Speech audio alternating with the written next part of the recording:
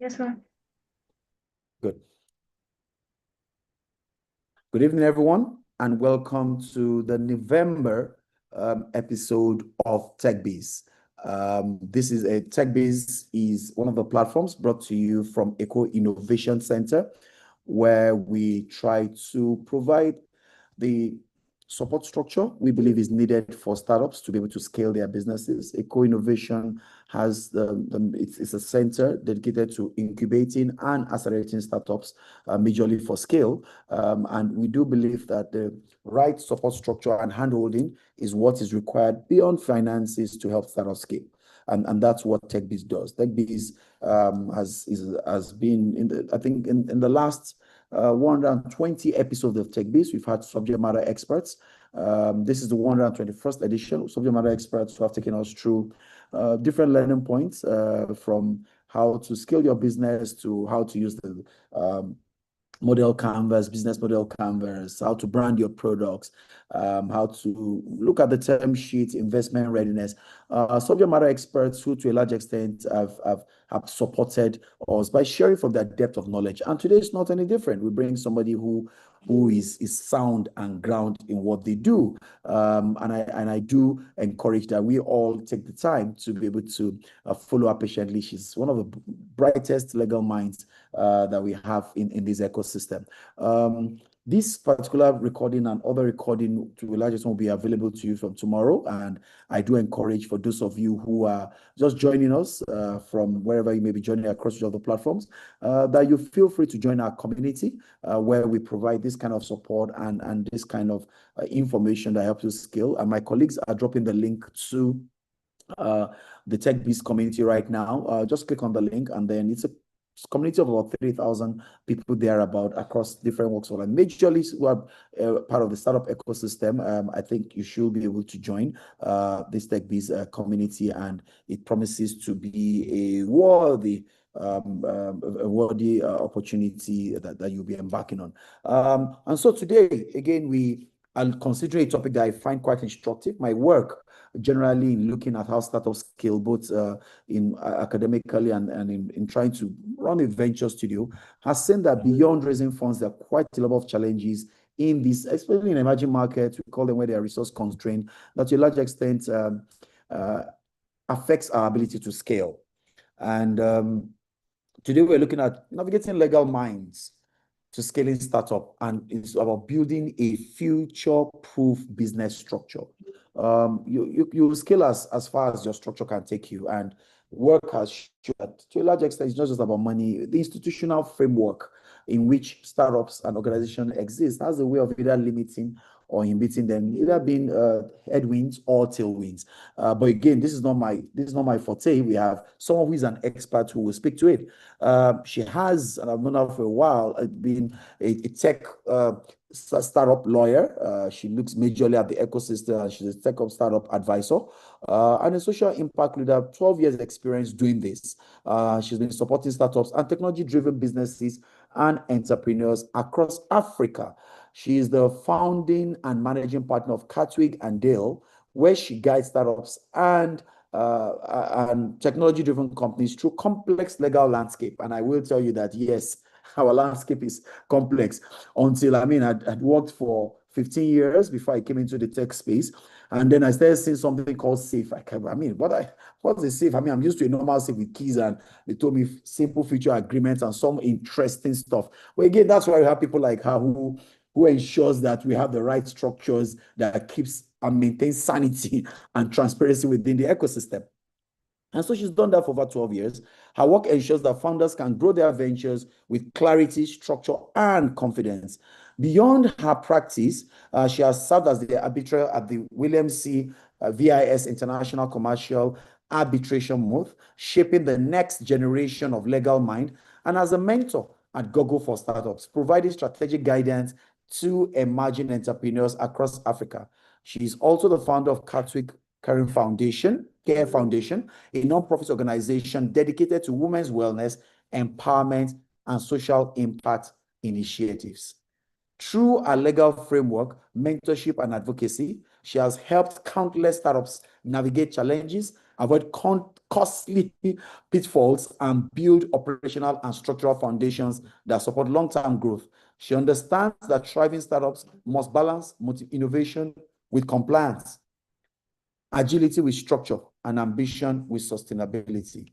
Today, as we work with her, she will explore how founders can build legally sound, scalable companies, design structures that protect innovation, align equity, and foster solid, sustainable growth while enabling teams and systems to operate efficiently and creatively rather. It's about creating clarity where there was once uncertainty and embedding resilience into every aspect of startups operations. Everyone, again, listening to that, I'm sure you are filled with anticipation. And again, we're not letting you down. The best of minds across the ecosystem are the ones that create the platform. Please join me in welcoming to the platform and to take the spotlight, Karen, Barrister Karen Chuku. You're welcome, Karen. Thank you, Victor. Good evening, good afternoon, good morning, from wherever it is you're listening to from. Rather, my name is Karen. Aisha, please, can we share my slides?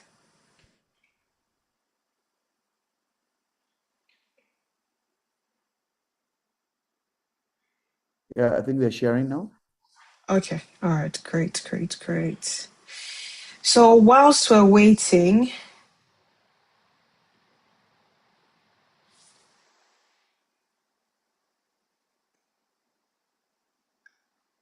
okay, let me go ahead and share it. Please confirm that you can see my slides. Yes, we do. Perfect. So, I need you to everyone to But just scan the Q. sorry, Aisha, can you help her share because it's not in a visual friendly format? Tito, Aisha, can we share from our end so that, or are we the ones currently sharing? No, I'm sharing at the moment. But Okay. whilst we're getting that sorted, can you scan the QR code? Because I have a question. Just curious to know how many people have registered their businesses as limited liability companies already. And for Do those who haven't, I want to actually fight with them personally.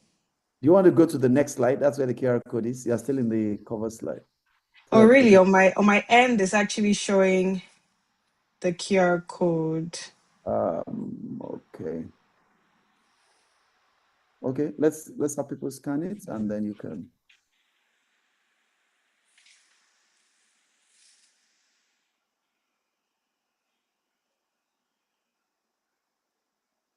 Um,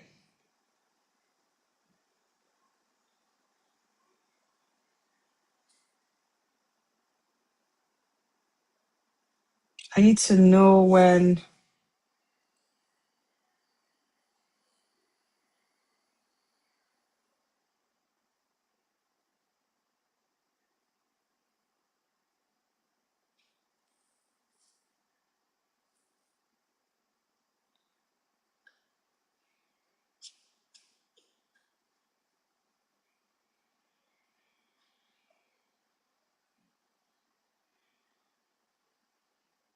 So I'll hold on for a bit until the slide is shared.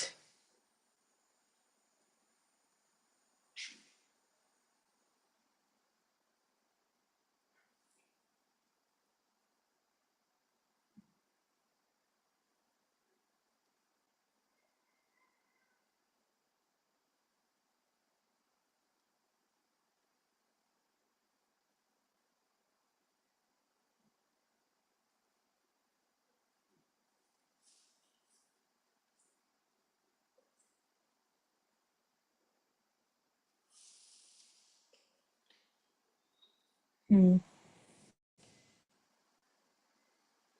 I can't see the slides actually. I can only see everyone who's on the call. Let me see. My Okay. end, so Okay. from our Right. end, it's Seen not it. slide. It's not PowerPoint. Yeah, it's on PowerPoint. So we see it now. Right. Please, can you make this a full screen, Tito? Thank you. Right. So I'm waiting for the responses, and we're going to circle back once we to the responses, anyways. Next slide. Rather, I would just text it.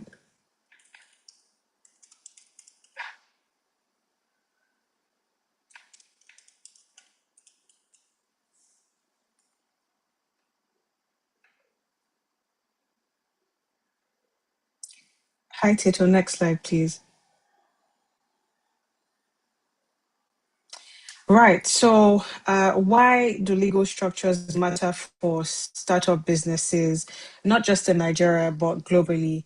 I'm sure we all know about the Winklevoss twins and the Zuckerberg issue, where the Winklevoss twins had, well, claimed to have, engaged Zuckerberg to build their social media platform, which I believe connects you, and they ended up in them winning $65 million in damages, 20 million outright cash, and about 45, I think, were reserved for or as Facebook stocks. Anyways, so one of the reasons why your legal structure matters for your startup is for liability protection, right? I mean, when you incorporate an entity, a company, it becomes a legal person, which means that it can sue, it can be sued, and what have you.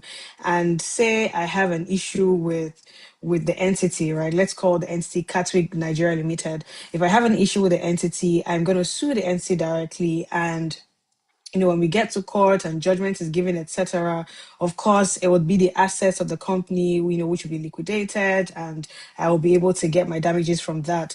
Of course, there's always an exception to every rule, anyways. So that's one reason, because you want to shield the personal assets of the founders, the directors, on the board. Another reason, to have a proper legal structure for your startup is it promotes investor attractiveness. So I say this to founders. I say, okay, do you know what? I know you guys are looking for money at the moment. You're pitching here and there, looking for angels and corporate investors and whatnot, right? But look at your structure, right? And ask yourself, if you were in their shoes, would you put your money in that company? And sometimes they're like, well, I probably wouldn't, or I would just, give them grace and all of that. Well, no one is going to put their hard earned currency in a company that lacks proper legal structure, which is why as a founder, when you're pitching and trying to raise funds, of course your potential investors are going to carry out their due diligence on you. They're going to start asking you for the documents. They're going to ask you for certain legal documents and to see your processes so far, right? And that's when you start seeing founders scurrying around like rats. But when in doubt, please put yourself in the shoes of your potential investors and ask yourself, if you're ready for the investment that it is that you're seeking. Another reason for proper legal structure within your startup is because it promotes healthy founders relationship, or like a relationship between the founders. Now, one of the legal documents that you come across as a founder is, of course, your founders agreement, right? It's like the constitution that binds or that brings together the couple, which we call the co-founders. It's like a marriage contract, right? And you find that if you don't even have something as basic as that, right, you're going to have issues. I've personally seen situations where co-founders who may have been friends from uni, they may have been friends growing up, they begin to fall out, and there's nothing for them to rely on to say, oh, well, but you signed this document and this was what we agreed and whatnot. But when you have a proper legal structure, right, it doesn't mean that issues are not going to arise, because of course when you do business with people, you're going to have issues. Even within your family, you have issues with your siblings. I mean, firstborns and secondborns always bickering and fighting. These things are inevitable, but the most important thing really is that you have your legal documents that outline each party's roles, what to do in the event of a dispute, how to resolve certain issues that arise, and how to go about it at the end of the day. Another reason is it ensures clear corporate governance and decision making structures within the entity. Now, a startup is not a sole proprietorship. When you walk down the streets, let's say you're in Lagos, and you walk down the streets, you see some sole proprietors, maybe people who own shops, maybe they're selling lace, or they're selling groceries, right? When you walk into that shop, you see how things are done there. The sole proprietor pretty much has the final say, right, over the business. But in a startup, in a company, right, of course, there is a board of directors that lead the affairs of the company. There's a CEO, of course, who is supposed to, make the business decisions of the company, and of course, lead the team right, and seek for funding and all of that. Even going down to designing the strategy for the business growth, etc. But when you have a proper legal structure, it's very clear, oh, this is the board. The board is made up of this person, that person, that person. This is how often the board is going to meet, right? These are shareholders, right? This is how often we're going to have our annual general meeting. This is the CEO. If so and so happens, this is how this person can be replaced. I mean, there's a very popular case on ground regarding Paystack, where I saw a lot of people. Well, the co-founder has been sacked based on the news that was put out maybe 2-3 days ago.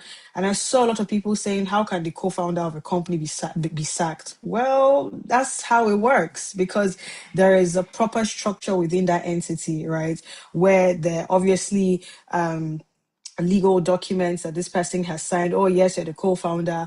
Oh, yes, you've been acquired. Oh, yes, you're still going to remain on board, but there's a way you need to act, etc. But the point here is you need proper legal structures in place to even say, well, this is how we operate within the entity, or this is how authority flows from top to bottom, or this is how we do our work, or this is what the board does, etc. I'm just going to pause here and say, if you have any questions, please feel free to put them in the chat box. I will be looking at the chat box. If you need me to pause for a bit, please let me know. I'm very happy to do that and take it over again. Right. So moving on, a proper legal structure obviously ensures, the protection of proprietary assets of the entity, which is where the intellectual property comes in, right? So as a company, you have access to, your copyrights, your trademarks, your patents, your geographical indications, your trade secrets, etc., right? And when you actually make the move to protect these rights, you're doing yourself a favor. That's the truth. I mean, today I cannot set up a business that probably makes bottled water and call it Coke. I can't do that. Excuse me, please. I've got a cold. So I can't do that, right? Or maybe I make a new toothpaste line and then I call it Close Up Lagos. I definitely cannot do that. Why? Because Coca-Cola, obviously has trademarked their name. Likewise, Close Up has trademarked their name. And these are not the only things you can do with IP rights. One good thing about them is they also form an additional stream of income for the entity. I mean, think about it. If someone was to say maybe use your database or your source code, and you own the copyright over this database or this source code, you say to the person, well, I'm very happy to allow you use it, provided you're going to use it for this period to this period, and you'll pay me so and so amount of money. That also is an additional stream of income for businesses that have of course protected their IP rights. Another thing is it ensures cross-border expansion and operation. I mean, you see lots of founders saying, well, we started out, we piloted in Lagos, we've expanded into Port Harcourt and Abuja. We're looking at going into Enugu, and, maybe tomorrow want to be in Ghana, etc., right? Expansion is obviously great for any business. I mean, it means that you're pretty much throwing yourself out there, putting yourself in a new market, trying to gain even more traction, right? And continue to build reputation within the new market that you're going into. But the truth about expansion is expansion actually forces you to self-reflect. And I say this loosely, but of course, self-reflect in the sense that you have to go back to the drawing table. When you're expanding, you have to go back and see, okay, what have I done? What have I not done right? Do I have all of the necessary processes dusted, done, I's dotted, and my T's crossed? Oh, do I have this license? Can I show that I've been paying my tax in the country that I'm coming from? Can I prove to them elsewhere that I'm compliant and what have you, right? So if you've not had, or you did not have a proper legal structure, right, when you started operations, say in Nigeria, in Lagos, Nigeria, how do you think the people in Nairobi are going to accept you when you're looking to? Of course, you're going to have issues, and that's when you start seeing people running around trying to pay up their taxes, trying to do this and do that, and it becomes very expensive. And okay, the thing I was going to say now, I think I shouldn't say, but let me look for a much better way to put it, right? It's better for you to ensure that your foundation is airtight before you go ahead to build the structure. Because the same people you would have gone to, of course, the bricklayers and what have you, right? The same people you would have gone to get your foundation done properly, you're going to go back to them if the house collapses. And by the time you go back to them, when the house collapses, what's going to happen is that you're going to incur a lot of expenses. Excuse me, please. You're going to incur a lot of expenses trying to build that structure back up, right? And they're going to be happy even if you come back to them at that point, because it means more money for them, but you're going to be losing more anyways. Moving on, a proper legal structure obviously guides future exits for founders who are looking to exit their startup, or even if you're looking to make a public offering, you're looking to list in the stock exchange of any country where your startup operates in, right? It helps with this. I mean, an example, well, this is not about listing, but this is about obtaining certain licenses from entities like the Securities and Exchange Commission and and all of that. A very clear example is as it relates to crypto. Now you have some startups that are crypto-based startups, and what they've registered at the CAC is, let's say, maybe let's be fair and say 10 million shares, right?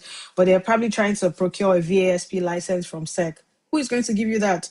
Of course, you're going to have to go back to CAC, and you're going to have to post incorporate and get 500 million shares for the NC before even thinking of starting that process with the Securities and Exchange Commission.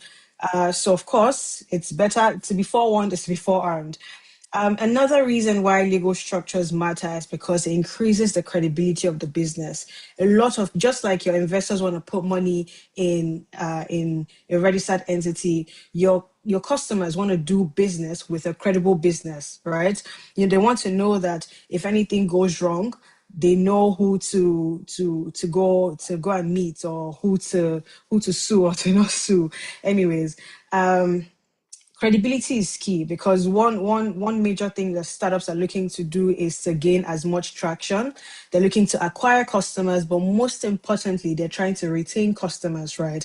And how better do you do this? Obviously, you need to ensure that you can show to your clients that, look, we're a credible business, we're registered, we're compliant, we pay our taxes.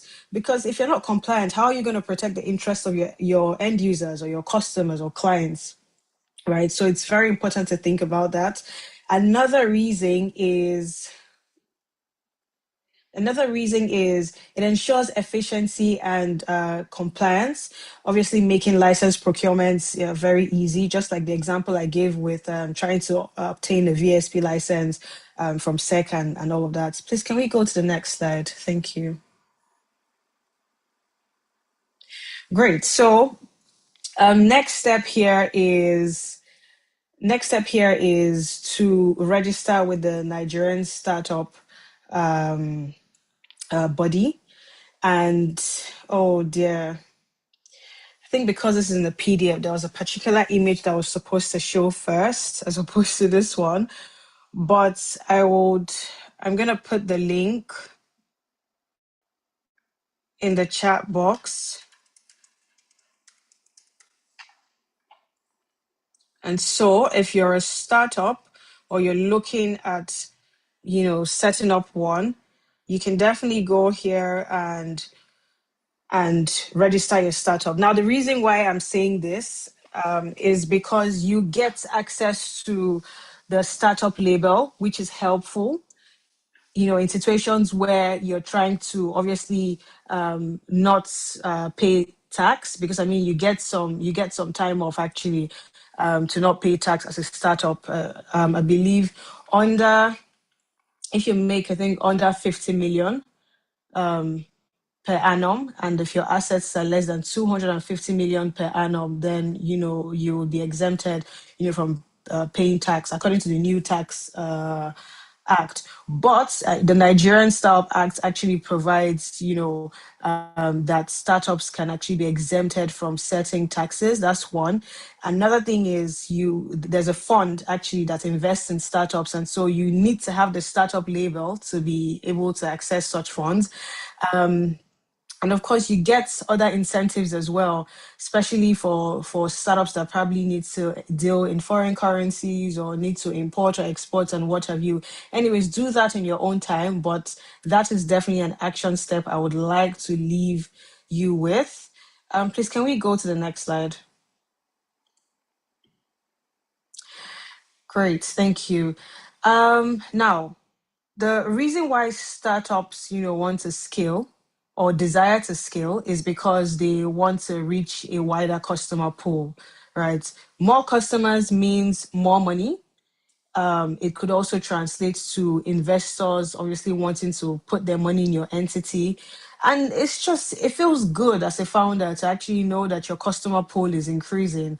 And it's not just increasing, but you're getting more sticky clients. Those kind of clients that if they patronize you today, they're gonna be back tomorrow, Not the freemium clients, the ones that are happy to pay for your services or for the products, right?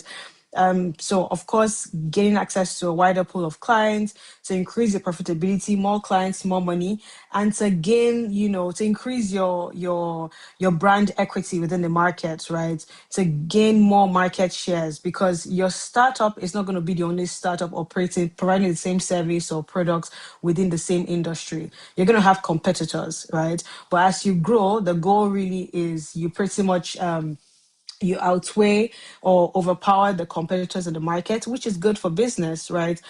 Because over time people start to see that, well, these guys they're much more, well, they have market dominance. Maybe I'll just switch to them. How about that? Things like that.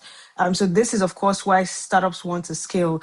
And if you have this vision in mind, then it's important that you're constantly thinking about how to ensure that the legal foundation of your entity, likewise the overall structure, is airtight, is solid, and it's well designed to suit your entity and to suit the industry that you operate in.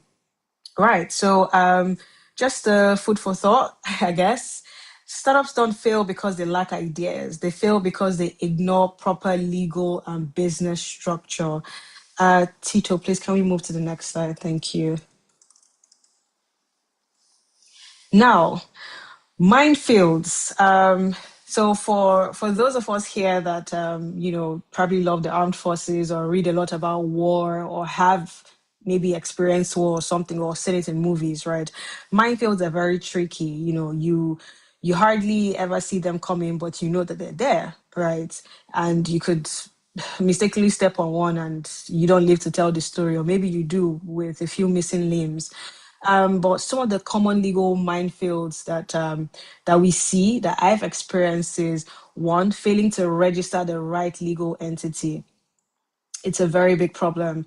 The good thing about the Startup Act recognizes a limited liability company under 10 years of existence as a startup. You're able to apply for the startup label. But it also gives grace, to sole proprietors and people who have registered as sole proprietors or or a partnership. It gives grace, right?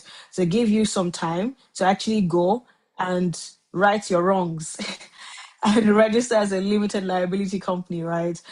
Um, I have experienced a situation where there was someone who had gone ahead to register a business name, very confident gentleman, registered a business name, kept saying that he runs a startup, And I requested, okay, let me have a look at your one-pager introductory document, and in that, let me know the entity that you have registered and how many million shares. And this person says it's a business name that they registered at the CAC. I'm a bit confused. Well, you said you've been running a startup, right? Do you know that you can be sued for this? That's an aside, a joke. But truly, they can actually be sued because, I mean, if the business does something wrong and the customers are trying to obviously get some form of maybe get their money back or get some form of legal redress back, they would be suing him because it's just a business name. It's not a company, right? It's not a limited liability company. So that's a very common minefield that people fail to avoid, right? When, you know, in the startup space. Hiring mistakes as well and non-compliance with labor laws, very, very major. Is something that happens where you find some people hiring the wrong people for the role, not knowing when to hire contractors, not knowing when to hire full-time staff, not understanding what the Nigerian Labor Act, you know, stipulates in terms of the benefits that are supposed to accrue to full-time staff. Another example of a common legal minefield is regulatory compliance mistakes, really. You see some people really just coasting through it, gliding through, as long as their customers are paying, they're very happy, you know, until you know you have, you know, the regulatory bodies knocking on your doorstep. That's when people realize that, oh shoot, I haven't done this, or oh shoot, I haven't done that. Another one is not executing the proper founders agreements or even proper agreements in the first place. Some people do, it's my guy, it's my friend, you know, we went to school together, oh, this is my brother from the same mother, from the same father too, you know, when they're getting into business. But the truth is, the fact that it's good today doesn't mean it's going to be good tomorrow. Things happen. You know, running a business is a very volatile risk and space to be in, right? And you must equip yourself with the right legal agreements. You know, don't just go with, what's that thing? Vibes and inshallah. Exactly. It's not vibes and inshallah. We all need to be very clear as to what we're getting into. Another common minefield is not protecting the startup's IP.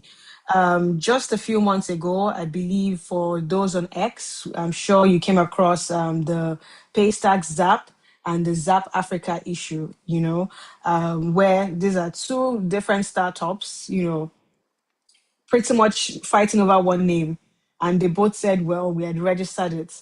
And then there's an issue where it's realized that one party has obviously trademarked the name, but under the wrong class. And these are some of the issues, right, that people face. Sometimes they don't even go ahead to protect their IP, and other times they do, but they don't do it the right way, or they don't do it under the right class, or they don't take the necessary steps in terms of conducting a search to know if, oh, this name is available or it's not available, or this novel idea that I think I have, someone already had the patent for it in the 1950s and what have you, right? Another common minefield to look out for is non-compliance with privacy and data regulations, right?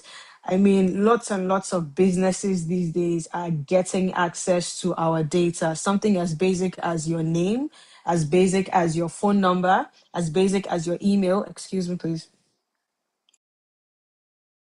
As basic as your email, right? And you find that when you go on your phone, your text messages or sometimes even WhatsApp, you receive unsolicited texts from numbers that you didn't even share your number with, or from businesses that you can't even recall ever even seeing that such business exists, right? This is because a lot of people do not actually adhere to data protection and privacy regulations in Nigeria. And it's a very big problem, right?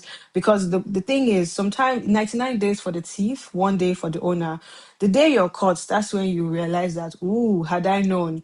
I believe there was a matter in court. I think judgment was probably given this year or last year, where a certain pizza business had shared a customer's number with details, not just number, details with another business and what have you. And this customer sued and, of course, got damages awarded in his favor.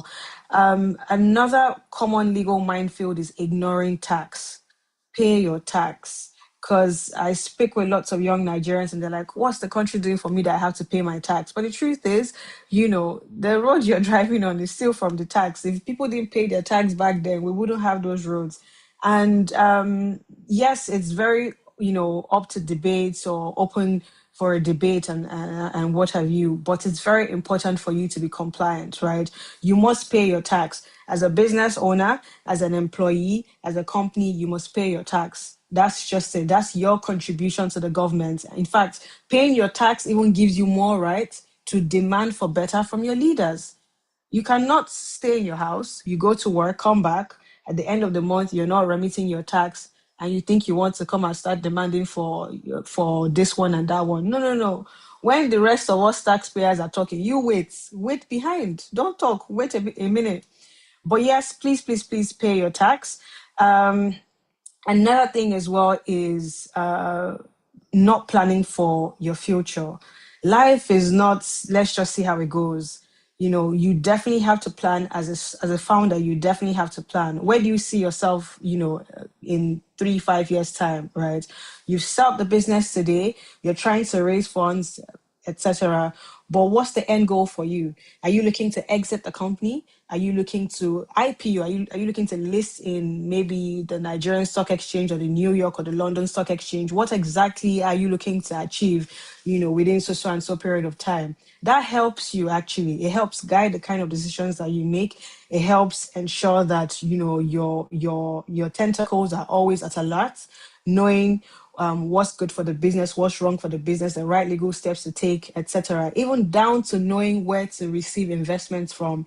If you don't plan ahead, they used to say to us in high school, he who fails to plan plans to fail, right? So it's very important to plan ahead. Next slide, please. Right. So, the first step to building a future-proof structure starts with the legal structure that you go with, right? Now, because we are talking about Nigerian startups, if we're talking about startups that are looking to register in other jurisdictions, then there are different types of entities that you can register. But because the Nigerian Startup Act stipulates that it has to be a limited liability company, stick to that. There's no either or. It's what it is, it's what it is, right? So just stick to that.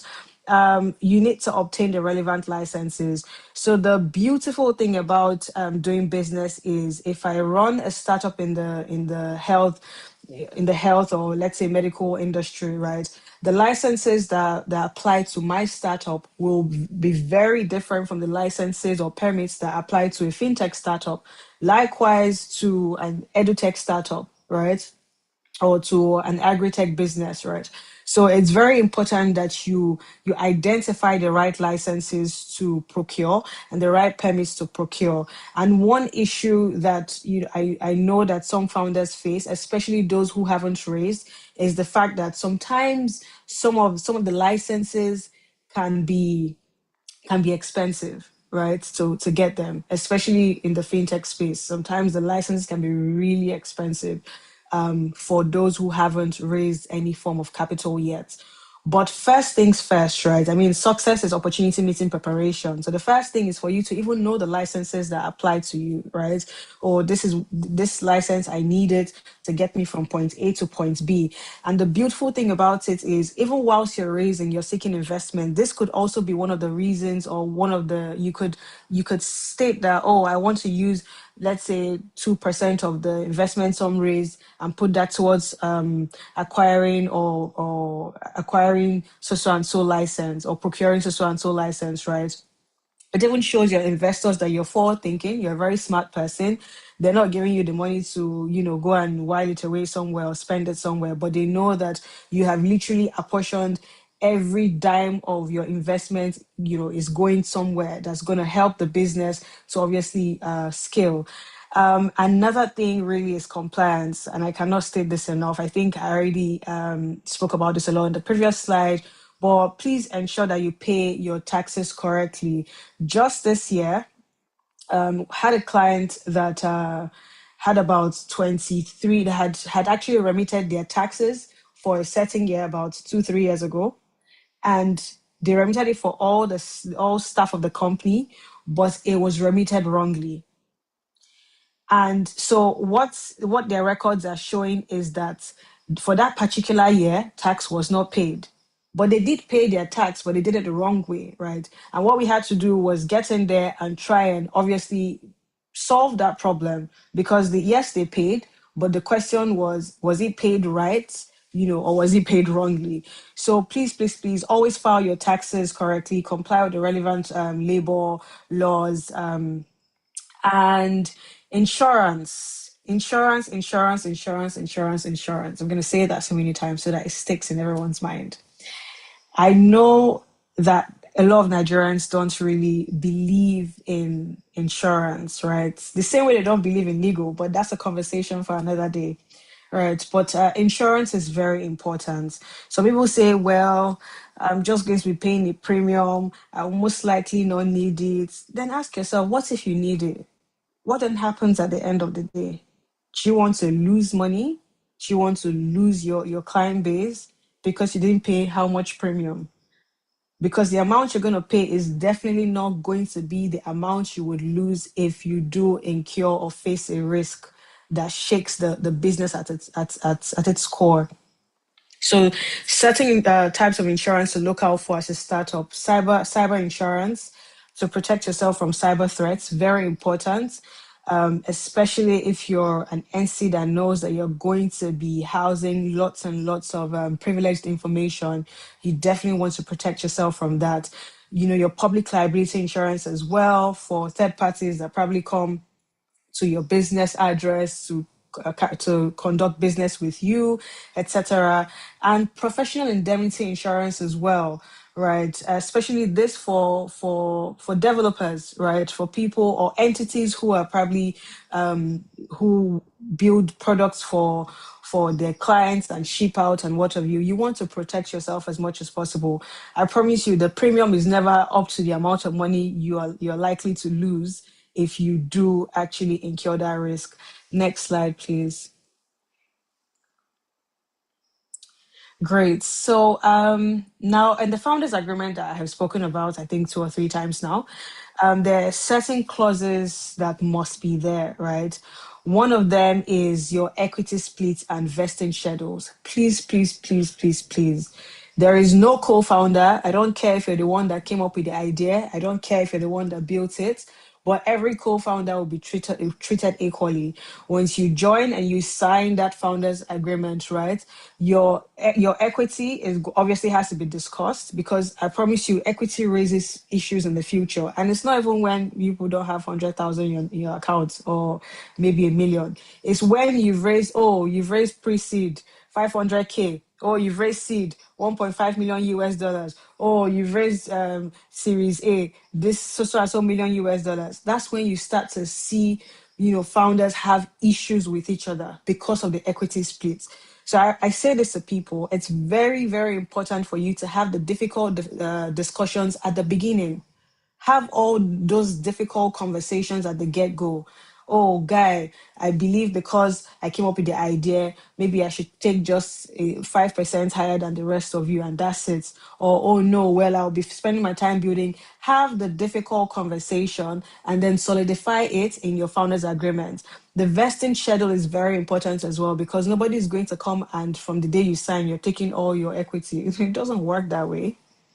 Nope. The standard is a 4 years vesting period with a 1 year cliff. Ensure that there's a clear exit strategy for founders. Ensure that the defined decision-making processes. Ensure that each person's roles and responsibilities are clear. They're clearly stated. They're clearly stated. And you even go as far as when you're speaking about the equity splits and the vesting, you go as far as even calculating it down to the last date. So each person knows so and so month, this is what's gonna accrue to them, right? This was going to accrue to them, etc. Now, a solid founders agreement, clarifies expectations, it provides a roadmap for the founders' journey together, and it assists in navigating future conflicts. The reason why I've said assist here is because I cannot tell you for certain that with a founders agreement, you will never have any conflict. That would be me telling you lies, because things happen, right? People change. priorities change as well. But the most important thing is it's going to help you navigate that conflict. And I mean, ask yourself the question, would you rather have a clear agreement or ambiguous assumptions with your co-founders? It's totally, totally up to you. Next slide, please. Thank you. Excuse me, please. Right. So the shareholders agreement, this applies to Nigeria. But of course, the reason why we're speaking about this and not a safe is because we're looking at Nigerian startups. So your shareholders agreement, clarifies and it protects the shareholders' rights. It assists in navigating future disputes that may arise. It pretty much clarifies how decisions are made within the company. It stipulates how shareholders can either transfer, transmit, acquire new shares or whatever, or their current shares. And it clarifies dividends payments and entitlements for the shareholders. But pretty simply put, I mean, if I'm going to come to your company and say to you, well, I want to acquire shares in Catwig Nigeria Limited, right? I want to acquire maybe 1,000 shares, right? I'm pretty much coming into a binding relationship with the company. Yeah, let's call it a relationship, a binding relationship with the company, right? And my shareholders agreement is like it's a marriage, it's our marriage contract, right? That I can always refer to, that even the company can refer to as well. So it's very important. And this works well for the founders because of course, you want to clarify things clearly for your shareholders, but also for investors as well. You want to know where you're putting your money and how things are going to go on in that entity where you're putting your money, and how you can either sell your shares. You want to understand if the company has right of first refusal to either buy it back and what have you, if you can share to a competitor of the company or not, etc. Right? Moving on, please.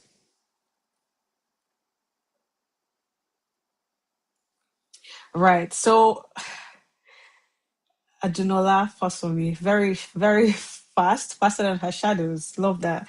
Right. So IP protection and valuation, right? So your various IPs, which by now you would know are copyrights, trademarks, patents, industrial designs, geographical indications, trade secrets.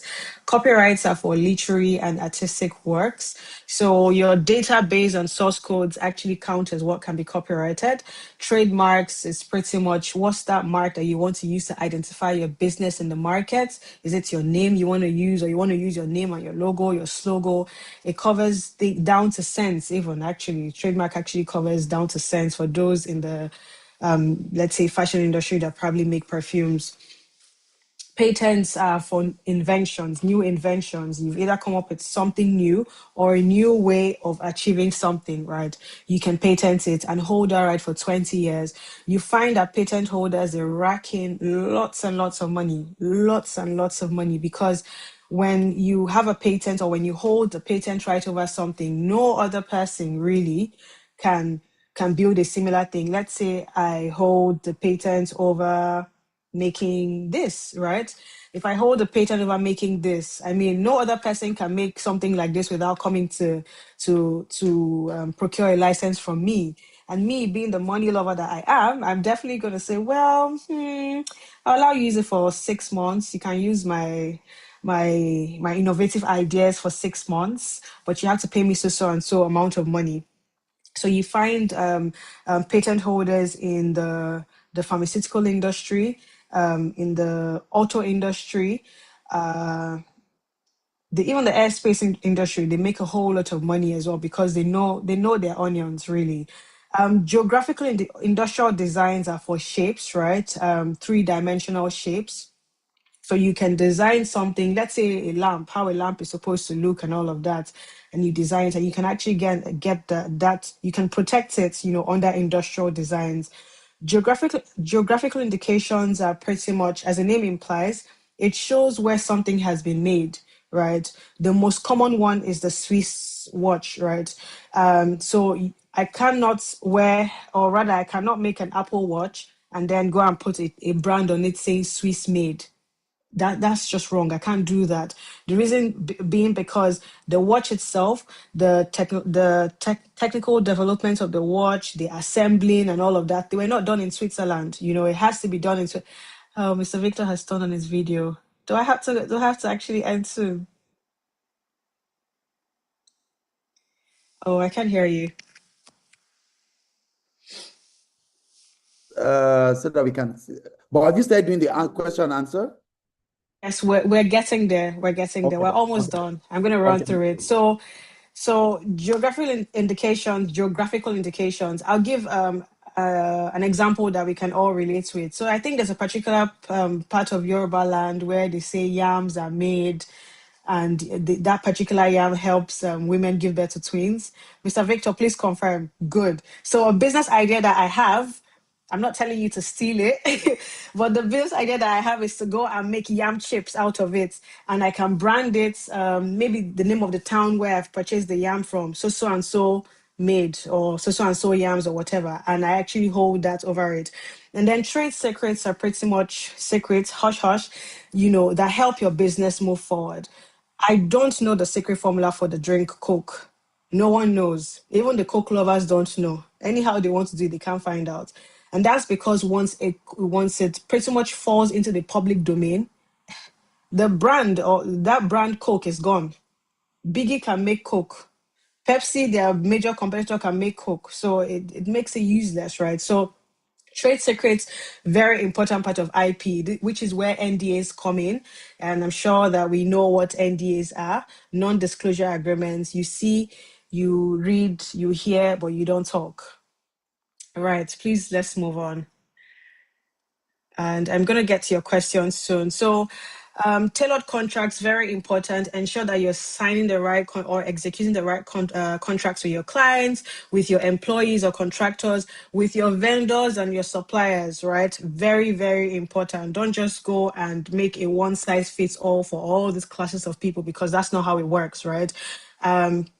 Very, very important to always set out the scope. And one thing that you must always have in your agreements, a dispute resolution clause is very important, because I promise you, since time immemorial, people in business have always been having issues.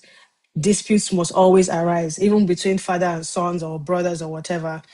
Right. So can we move on so that I can get to the questions? Yay, compliance and data protection, right? So your statutory compliance, you must obviously register at the CAC as prescribed by CAMA 2020, the Startup Act as well. You need to comply with the relevant laws in your industry. There's a regulatory compliance. That's what regulatory compliance covers. So, for example, fintech startups are going to be, thinking about the BOFIA, Banks and Other Financial Institution Act, and all of that, Cyber Crimes Act. Depending on your industry, there are certain key regulations that you must abide by. And then that brings us to data protection, because again, today we are pretty much withholding or gaining access to people's sensitive information. Very, very important to ensure that you're compliant with the Data Protection Act in Nigeria, you're compliant with the guide. And one other thing that we do, we take it a step further to ensure that our clients are compliant with the GDPR, because the truth is, a lot of the times you don't know where your users, especially for digital products, you don't know where your users are accessing your product from, really. And even when you're even going to launch on the iOS store, the Google store, you're going to jump hoops. As a digital product, you're going to jump hoops. And that's when you actually start to see that, it's important for you to stay compliant with certain regulations. Because, I mean, even Google and Apple, they also don't, want to be held liable for hosting products that end up infringing people's rights. Please, can you go back to the previous slide, Tito? The next one. Right. So tax, very important. From January 1st, the new tax laws come into force. So some good things to know about it is, if you look at 56 and 59, Small companies are those that have a gross turnover of less than 50 million and less than 250 million in fixed assets. So they're exempt actually from company income tax, from paying the 4% development levy, which is good. But you also need to know that if you are an employee, you have to pay your tax once you're a resident in Nigeria, if the duties that you perform are in Nigeria, or if you have been employed by an employer who is domiciled in Nigeria. And then regulatory authorities to look out for the FIRS and the State Inland Revenue Service. That's the state where your residence in or where the business is domiciled in. We can move forward now. And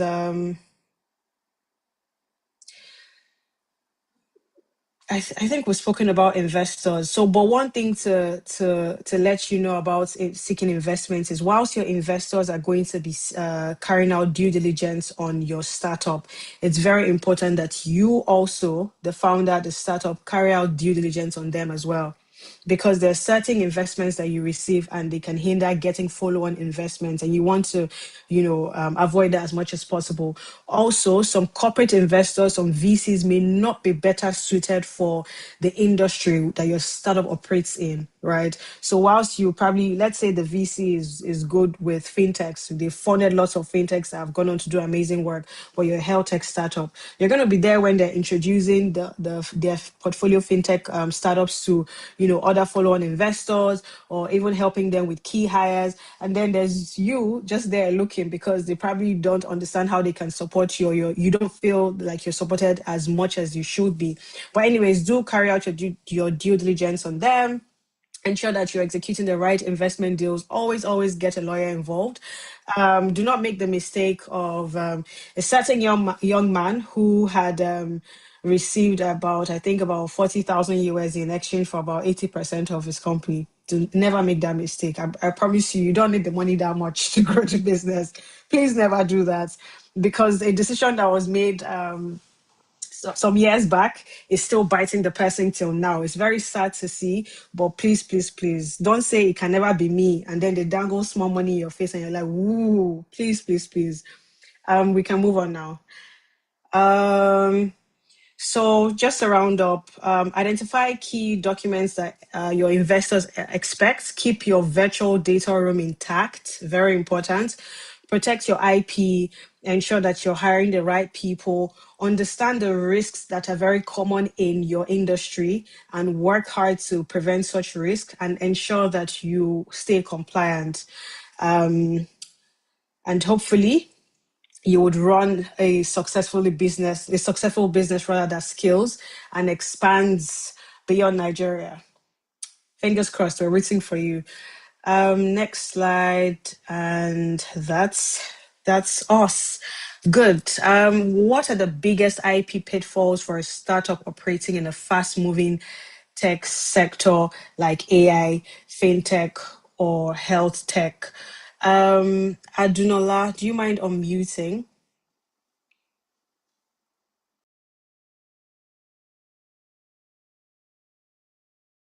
Hi, Adunola. I think that's one of the questions from the platforms where they are streaming. So she's Oh, I think she's on the call. yeah, Adunola Fasomi. yeah, she's I Yeah. think Do you mind people that unmuting? I need to understand your question better, which is why I asked that you unmute.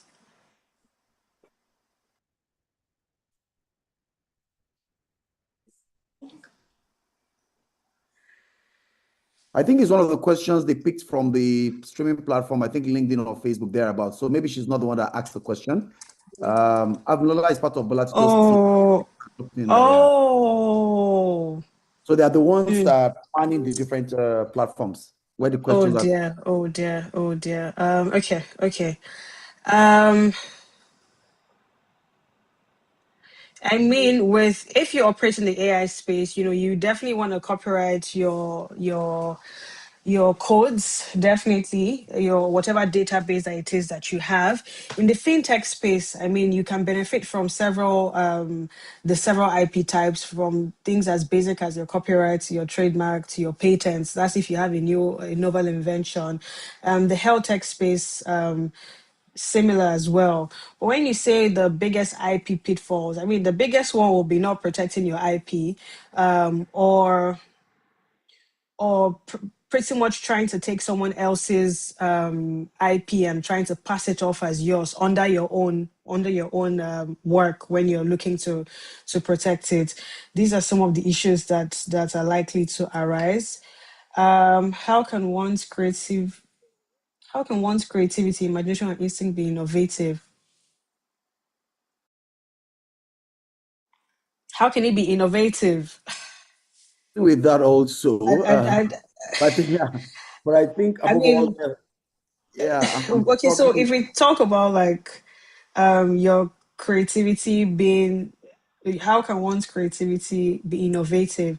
Well, some people are born with a very innovative mindset, but I think innovation starts first from taking yourself out of your comfort zone. That's the first one. Looking around you and trying to find problems that you can solve. To be innovative, you have to be someone who is value delivery driven.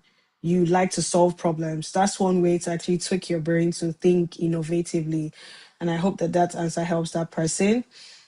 What is the possibility of thriving in the consulting business? Okay, so if it's business consulting, I believe, well, anyone can thrive in any business depending on your skill sets and your doggedness, right? So skill set, doggedness, and of course the people that you surround yourself with. If you're someone who has an astute business knowledge and you have experience working with businesses for a certain period of time, of course you would have seen lots of mistakes happen, so much so that you can even predict some of these mistakes even before they happen. So it's all down to your skills, mindset, the ecosystem that you find yourself in. Um, I'm always passionate about startup, but also worried where to start. I need a guide. Okay, I think the answer I gave to the creativity question might help you here. Um, so whoever sends this, if you want to start something, you need to be willing to solve a problem. Really, you need to be willing to solve a problem. That's the first step. We experience things on a daily basis and we just let them go. We're like, well, I experienced this, so cool. But I met a young kid this year. I think one of the Mark Hackathon contestants, who had actually started a startup because he had gone to camp and found there was a rigorous process to registering in camp. And the funny thing is, this person literally experienced this and they said to themselves, well, I'm going to solve this problem. And I experienced it too when I was doing my NYC. But did I solve the problem? No. I just said, you know what? I will never do NYC again in my life. Let me just do it this one time and leave and keep it going. So it's all about the mindset, really. Um, how can founders strike a balance between retaining control and giving investors enough comfort in governance structures? Look, this particular one, right? It's all down to your legal team, right? And of course, the investor, because there's certain things that happen. Some investors come into the picture and they derail the entity from their growth trajectory, because again, if I'm a founder and I start a startup because I want to solve problems, my sole aim is this problem, I must solve this problem. In the process of solving the problem, we're going to get customers. Money is going to come. That's fine. But my sole aim is I must solve this problem and I must do so innovatively. If you meet an investor who is only just keen on getting their profit back within a certain period of time, best believe that maybe the organic growth, you might not experience it, or you may have some clashes here and there. So again, it all boils down to, first of all, you want to understand where the investor is coming from, in terms of their jurisdiction. You want to understand what your end goal is and see that there's an alignment, and of course get your lawyers involved, have a conversation with them, let them know what your concerns are. They're going to take into consideration the business, the age, the industry, the investor as well, in providing tailored legal advice to you. Do we have any other questions, or we are done? I guess we are done. Great. Very much, Karen. And again, I find, hmm, I find that it's just so much to unpack in such a little time. As I was scribbling the notes, I think in my experience, the biggest I've seen is when our human characters come to play when money comes in. I've seen more organization derailed from personality differences, people evolving, priorities changing, founders jumping ship, jack buying and still wanting to keep the equity. And you said most startups have been formed by vibes. Those were your words. And I think those are, I mean, there was even one so bad, they won a hackathon with us. They've got millions to split and they were fighting. It got so bad that the parents got involved. And rather than me giving up money, I was solving family disputes. I mean, we've done a hackathon, got through the pain. There's money for them to be picked up. Whose name should be on it? They didn't incorporate the company, nothing. I was solving family disputes, and fathers were calling and threatening. And I was the one that threatening. I said, hey, guys, I'm the one giving out the money here. So again, I think I've seen this in my experience.